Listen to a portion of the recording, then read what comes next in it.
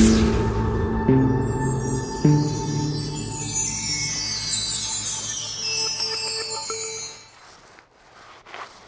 was painting and I came up with a thought that I wanted to share with you. This is so amazing. I have been working on this chalet every year for about 16 years that we owned it. And a wood structure, I don't know. I wish I would have been like the third little pig and built a brick house or an adobe house. That comes with wisdom and learning, which is really why I want to talk to you. And doing all this, I started like in my late 50s and then into my 60s, and now I'm in my early 70s. And one thing I discovered as you get older, you get more chicken, is what a young person would call me. So I hope you young people are listening to me. Don't call me a chicken, call me intelligent.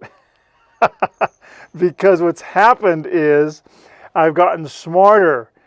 Before, I used to climb up here on a 2-story scaffolding, put this very ladder that I'm standing on the top plank of the scaffolding, and get up to the very peak of this roof. One fall, and it's serious. So, as I've gotten older, I've gotten, quote, chicken, or more intelligent, and I've discovered stuff. So here's my problem this morning. The very top of these window frames, I can't reach with the brush, even on the top of this large step ladder. It's a very high step ladder. So all of a sudden, like either the Holy Spirit gave it to me or just wisdom, I got this great idea to take this roller and attach it to my pole so then I can just reach up and grab the ceiling of that top lintel piece of this frame. It's amazing. I've never done this in all the years that I've been painting. It just came like that. So it came with wisdom and it came with experience. So what I want to say to you is, especially if you're young, don't disregard the wisdom of the elderly. Proverbs is so full of gaining wisdom, and wisdom does come from older people, from experience, from life, what they teach you. But most young people go like, what do they know? I mean, they're just always harping on me. Be careful, don't do this, don't do that. And do you know what? It's wisdom speaking.